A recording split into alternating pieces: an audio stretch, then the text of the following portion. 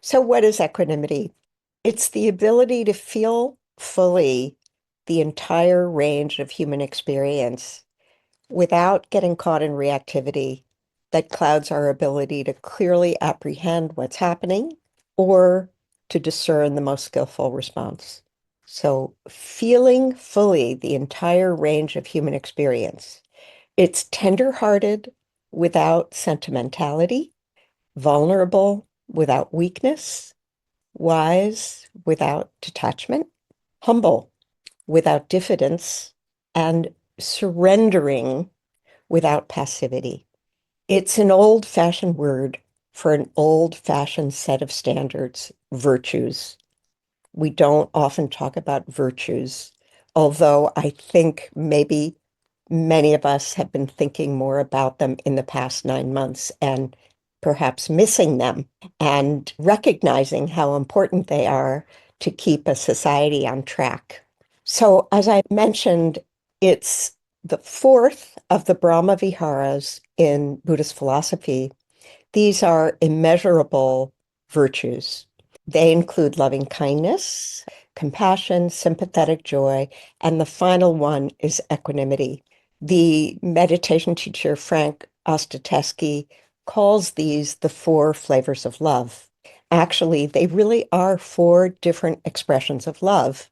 Love, not in the conditional romantic sense, but in the unconditional, boundless sense, that kind of love. And that love really, it sounds trite, it sounds like a platitude, but it really is at the heart of all these great traditions. Love is at the heart of them. And there are different ways that they get expressed. And one way to think about it is that the context changes. So when love meets happiness or joy, it becomes loving kindness. And when love meets suffering, it becomes compassion. And when love meets the success of others, it becomes sympathetic joy, taking joy in the happiness of others. And this is the really, I think, fascinating one. I'm borrowing this from my teacher, Matthew Brensilver. When love meets the ungovernability of life, it becomes equanimity. So I'll repeat that. When love meets the ungovernability of life, it becomes equanimity. So we have these challenges. Our love meets circumstances that challenges our love in different ways.